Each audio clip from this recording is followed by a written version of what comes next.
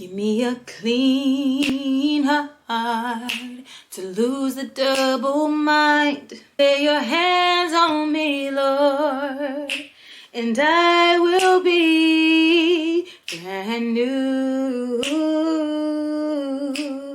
If you want to see long-lasting change in your life, something that is going to be a permanent change, then you cannot just talk about it, okay? You can't just talk that talk, but you gotta walk that walk, honey. So we're gonna be talking about making permanent life changes today here at our Graceful Breakthroughs. It's your girl Drea Sirius here, and I'm back to deliver that good message for us all. So welcome to the channel. Shout out to all of my new gems. Shout out to all of my OG gems. And if you are a new gem to the channel, don't forget to hit that subscribe button, give this video a thumbs up, and leave me a comment in the comment section below. So we're talking about making a permanent life change. Now, I like to quote lyrics here and there. And so I remember there was this one lyric that really stuck in my head. I can't remember the name of the song, but he said, if you don't like your life, then you should change it. Period. If you don't like your life, you have the power and you have the free will to change it, right? And I remember back in the days when I wanted to change my life and I'm like, I'm gonna make a change. I'm gonna make a YouTube channel. I'm gonna really just step into my power. But then I would watch all of these motivational videos and I would find out how to, and then I would never make a change. Literally never make a change. So I'm like, okay, I have all this information and I'm driving myself a little crazy with all this information because I'm not putting any action behind it. The key to making a real life permanent change is behavior modification. If you say, I want a new job, but you don't put a resume together, you don't go and apply for new jobs, you don't submit your resume, you don't follow up on those resumes, well, you don't really want a new job and you don't really want change, right? But if you say, hey, I want a new job, you go on the computer, you type in the resume, right? You go and deliver it, you get dressed up, you follow up on the phone call, boom, you get a new job, boom, behavior modification, and you keep modifying your behavior to meet your needs. And I can tell you the next behavior modification tip with 100% confidence that this does work because I am a living proof of it, and I've seen many other people be living proofs of it as well. So we're going to bring out our Bibles and we're going to Romans chapter 12, verse 2.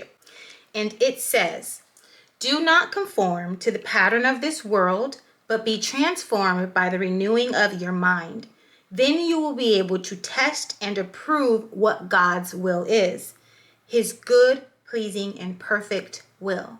So the more that we give our lives to God and follow God's direction, the more that we will be able to see life from a different perspective and see ourselves differently. But the way that God works is he cannot work unless you are willing to put in the work. So if you take a step of faith, if you pray to him, if you say, I believe, and you ask for guidance, and then he gives it to you, you take that step, whether you agree 100% or not. Because once you take that step, then he can reveal another clue to you. He can reveal another secret. He can reveal another blessing to you. But he can't do that while you're in the same energy. So sometimes people don't really understand God or don't know how to speak with God or have a relationship with God. So I want to leave you guys with one last scripture to kind of understand and wrap your head around who God is and what he wants from us. And then you'll be able to use these tips to begin to create positive, permanent change in your life. So the scripture is in Romans chapter 13, verse 8, and the title of it is Love Fulfills the Law. It's a little long, so here we go. Let no debt remain outstanding except the continuing debt to love one another, for whoever loves others has fulfilled the law. The commandments, you shall not commit adultery, you shall not murder, you shall not steal, you shall not covet, and whatever other command there may be are summed up in this one command. Love your neighbor as yourself. Love does no harm to a neighbor, therefore love is the fulfillment of the law.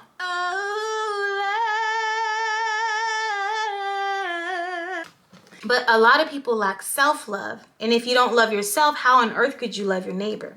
So maybe some of us need to start with self-love. Maybe some of us need to start with loving our neighbor. Maybe some of us need to do behavior modification. Maybe some of us need to take some time out to ourselves and meditate and hear God's voice. This is your practice, so use these tools to your best benefit. So Gems, thank you so much for tuning in here at Graceful Breakthroughs. I appreciate all of your support, and I hope that you enjoyed this message. I hope that it can penetrate your heart in one way or another, and that you move forward and meet your graceful breakthroughs. So don't forget to always lead love to the best of your abilities.